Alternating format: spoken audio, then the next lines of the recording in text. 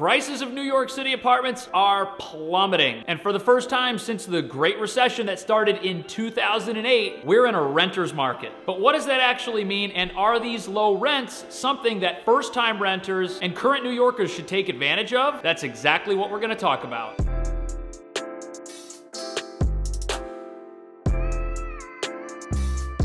First, let's talk a little bit about what brought us here. To set the stage, you've got to understand that 2019 was an awesome year if you were a real estate professional. Trust me, I know. There was lots of demand, rents were high, and commissions were awesome. But this pandemic that started in mid-March totally took the city by surprise. Businesses, schools, restaurants, everything was completely shut down due to COVID-19. And once that happened, people started leaving the city. And really, who could blame them? Apartments here aren't very large and they're pretty expensive. And for a lot of people, getting out of town was really the right decision. But also, people who had plans to come to New York City for the first time or to come back to the city and finish their degree decided to delay their plans or put them on hold indefinitely. Now, the fact that this started happening in mid-March is the most important part of this story, because the New York City rental market enters its busy season once April starts. And most leases expire and are renewed between April and August. That's just how the rental market works. It's a summertime market. But since the whole situation with the pandemic and lockdown happened in mid-March, it has virtually erased the demand that's traditionally there for New York apartments during this time of year. For example, this past May, overall demand for leases was down 62%. And by June, just 1 month later, things were even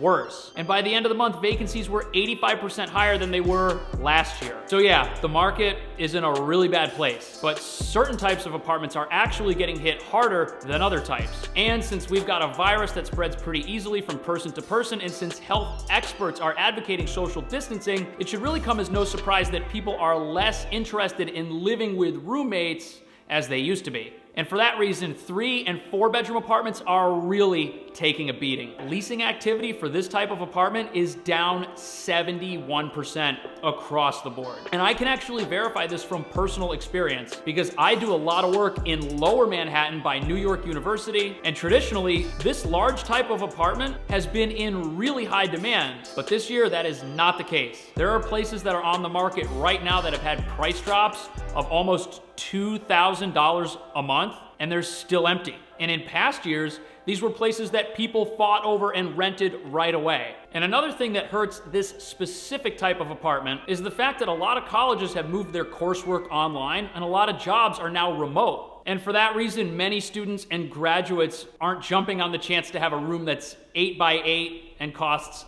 thousands of dollars a month. So we know that overall rents are way lower than they used to be. In fact, they're the cheapest they've been in the last 10 years. But what does this mean for you? Should you pack up your things and move to New York right now? And if you're already a resident in an apartment, is it time for an upgrade? Well, since rents are down across the board, especially in trendy, popular parts of town, this is definitely the right time to live in a location or in a building that you never would have considered otherwise when rents were much higher. And if you're moving here for the first time, or you're a student who has to live near college to maintain a physical presence there, absolutely, this is a great time to rent. But if you already live here, things aren't as cut and dry. Because even though you're saving money on rent, there are costs associated with moving in general. First, you've got to move your stuff. Now look, you can go cheap and get a U-Haul and have your friends help you out, or you can hire professional movers, but either way, there's money attached to this. As an aside, if you go the U-Haul route, like I did the last time I moved, don't get parking tickets. Those erase the savings that you got from doing it yourself, and you should have just hired professionals. Don't get parking tickets, and don't forget to pay them.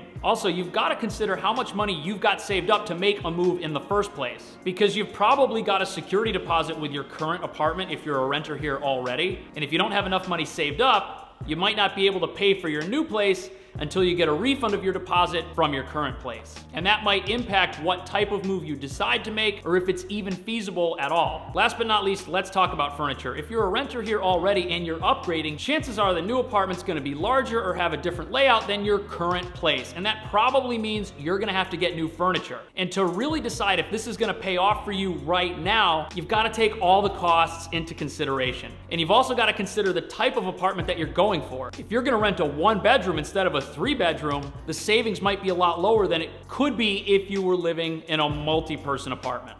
To figure out what you should do, go on sites like StreetEasy and Apartments.com and just do searches for the type of place that you want. A lot of agents and management companies are posting video tours, there's floor plans, and you can really learn a lot without having to leave your house. And that gives you the opportunity to see what's out there and figure out how much bang for your buck you can really get. And once you do your research and you add in the costs associated with setting your new place up and moving, and you see if you have enough saved up to make a move in the first place, you'll know if this is something that's feasible to take advantage of. And even if it's not, most experts think that within 1 to 2 years, rents are gonna start to climb back up, and that the current pricing we're seeing isn't something that's gonna last forever. So I hope that you found that interesting, and that if you're someone that needs to rent a New York City apartment, that you find one that you're absolutely in love with. If you've got questions about finding an apartment, right here is my Instagram. Send me a message and I'll see what I can do to steer you in the right direction. And whether you're moving or not, check out one of these apartment tours right here, and I'll see you in the next video.